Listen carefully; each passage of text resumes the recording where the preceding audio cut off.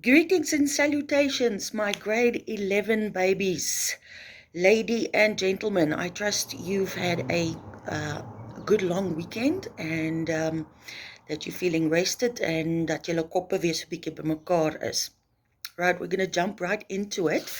Um, we are continuing our journey on South African theatre. All right. I hope you guys are keeping up with the assignments and the little bits and bobs of homework that I'm giving you.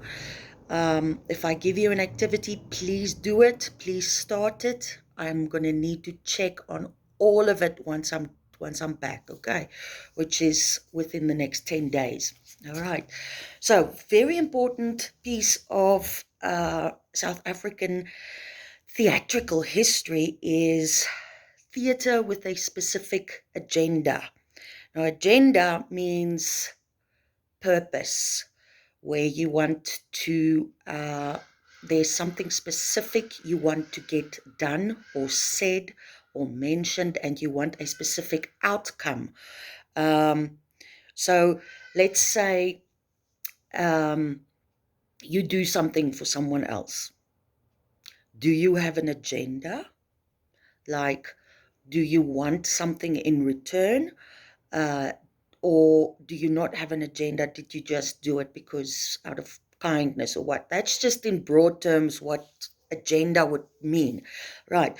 But now in theatre, we have lots of different kinds of theatre that has a specific agenda, okay? A very specific purpose, right? So on page 146, I'm just going to talk you through protest theatre in this lesson.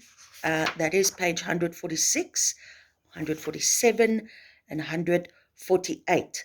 You will also see at the bottom of 148 there is an activity, activity 1, all right, which I'll talk you through just as we finish it. This video shouldn't be longer than 10 minutes, so please focus on what I'm saying. All right, now, many South African theatre forms have developed because their creators had a very specific agenda they wished to achieve, right?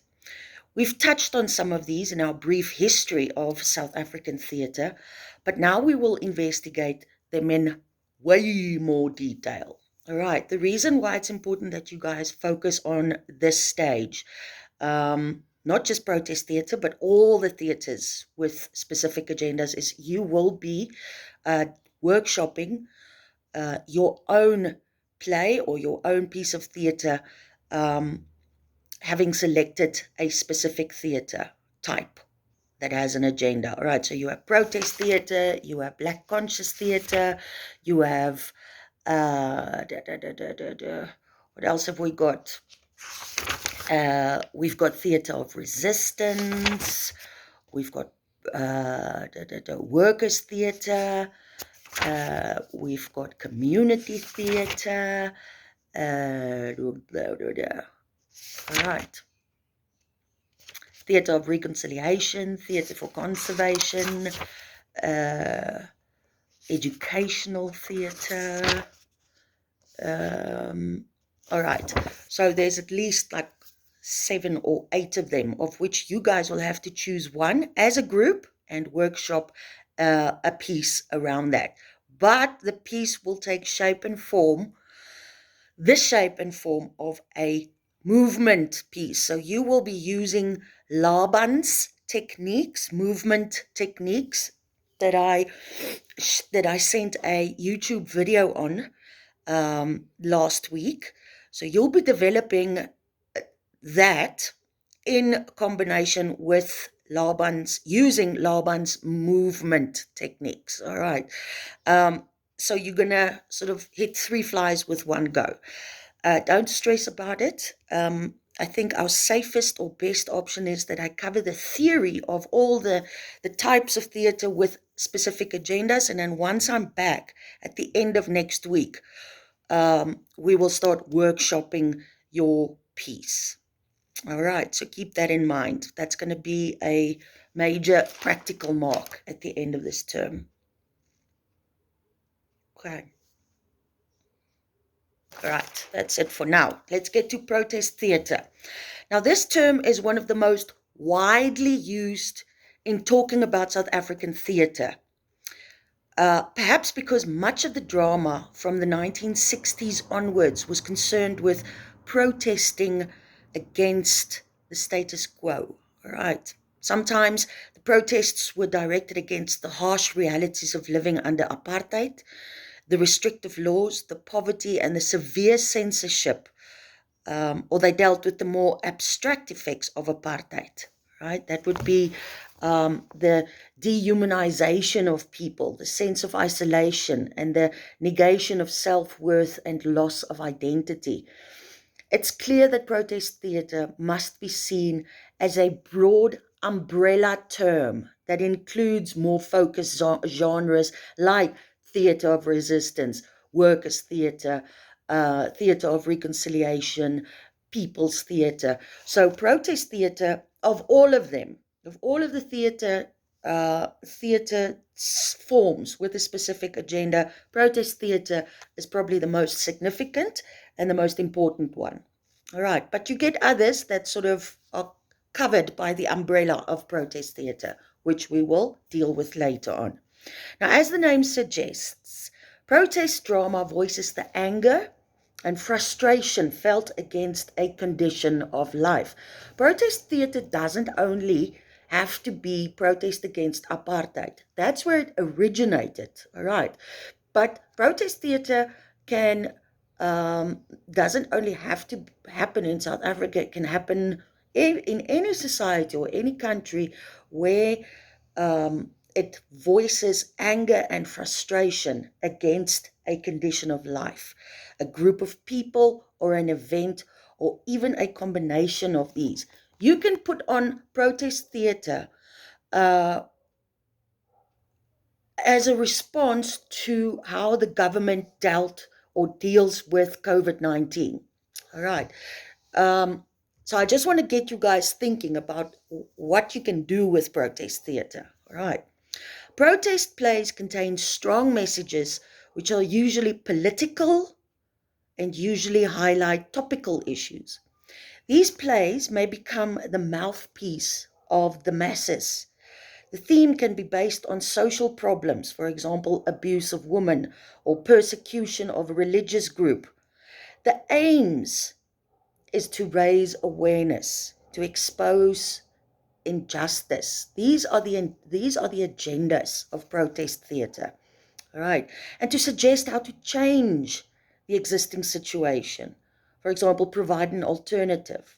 If we were to state the agenda for protest theatre, it would be what? It would be to educate, instruct, and bring about reform. Those are the three key agendas that protest theatre holds. All right. Bring about the audience is made to sympathize with the cause of the victim and to reevaluate their former opinions and behavior. Protest theatre aims at evoking an emotional response from the audience as the trigger to action. Right. In protest theatre productions, the idea of the play is central. Listen closely. All other features like plot and character are subordinate. Now, somewhere this should ring a bell, meaning that this is almost the complete opposite of realism. I mean, protest theatre comes from a very real place of anger and frustration and real things happening in society. But the play structure itself does not focus on the plot or the characters. Rather, it focuses on the idea of the play. What is the message? What is this protest there? It's about COVID-19 and the government. It's not about how Frikkie got sick and survived COVID and how he dealt with falling ill and how his whole family had to deal with him falling ill. No, it's about the issue of a government dealing with COVID-19. Right, these are just examples I'm mentioning. So very important that you remember plot and character are subordinate to the main idea or theme. While this makes for strong messages, it can result in stereotyping and superficial characterization. This is often leveled as a criticism against protest plays by critics who come from a different context and are used to realism and naturalism in acting. They're used to complex character development and they're used to multi-layered plots, right? The critics find protest plays one-dimensional and lacking in subtlety. It doesn't have these finer nuances. It's very straightforward in your face, right? Yet there are many plays in this genre that are entertaining and challenging while they instruct and educate. Some examples. First one that comes to mind, Athol Fugard. Athol Fugard's plays like Sizwe Banzi is Dead, The Island, and The Blood Knot, and Paul Slabolepski's Saturday Night at the Palace fall into this category. All right. At some other stage, you guys are going to have to start remembering examples of plays. All right. Nudge, nudge, wink, wink. All right. In performance, just page over for me to page 148. In performance, protest plays rely on strong visual images and symbolism, which requires a physical acting style. Now, very important, protest plays are often workshopped, although they can be the work of a single author, like Athol Fugard, all right. For practical reasons, sets are usually sparse, and the props and the costumes are simple and multifunctional. Simple everyday objects and props are used creatively to represent whatever locality or environment is required. So that's what symbolism means, right? Symbolism means that you have an object that represents something else. Like this Koki can be used as a microphone, but the fact that it's a Koki also represents that it's a marker, something to make your voice heard with, right? So symbolism is very poetic almost, all right? What else do they use? Use is also made of placards, posters, and signs to add to the protest feel and to emphasize the message. Music, singing, and dancing can be incorporated into the piece to add to the emotional appeal or to act as links if the piece is divided up in episodes, right? Now, in spite of the popularity of protest theatre and the important role it played in the struggle against apartheid, in our country in any case, there are those who feel it didn't achieve enough. Why? They felt it was too Western in form. All right, Western meaning too European. It didn't have enough ethnic or inheemse quality. It wasn't African, South African enough, right? It was too Western. Now, bottom of page 148, activity 1. Let me read you through it. Imagining protest theatre today. This will be in the shape and form of an essay in your books. You may discuss your ideas, but at the end of the day, I want you to write your own essay, your own thoughts on this, on the instructions of this activity. Okay. It says, although apartheid has been defeated, there may still be something in today's society that you disagree with and would like to protest about. And I'm not saying, oh, I should be allowed more screen time. That's not an issue in society. That's just a tantrum. Okay, just to be very clear that you guys understand. So there are still things in today's society that you disagree with and would like to protest about. Can you imagine what the subject matter and theme of a protest play today might be if you were to make your own one? What techniques would you use to get your message across? Now, this is a lovely free-thinking, creative exercise. Anything goes as long as you stick to First of all, identifying an issue in today's society that you would like to protest against. And I'm not saying go toy in the streets. With protest, I mean putting on a performance, putting on a show, a play that has a specific agenda to address this issue. Some of the issues, just off the top of my head, poverty, abuse, uh, child sexual abuse, abuse against women and children, domestic violence, alcoholism, gangsterism, drug abuse. Guys and girls, there's a lot wrong in this world, and we as artists have the voice. We have the creative voices to protest against it. Think for yourselves what issue in today's society would be worth you committing to a protest play, doing a protest play about. All right. That should be a one-page essay at least. All right. Then, last but not very least, your journals.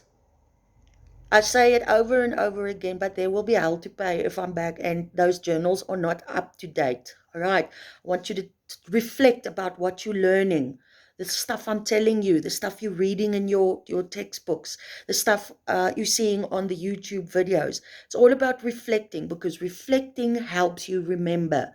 Reflect equals remember. All right. And these reflections build on your knowledge, your frame of reference when it comes to certain topics and chapters in your dramatic studies. Okay, so that's why the journals are, I cannot stress it enough. All right, you guys you established a very good idea of uh, journalism last term. Carry on and keep up with that. All right, please don't drop the ball, guys.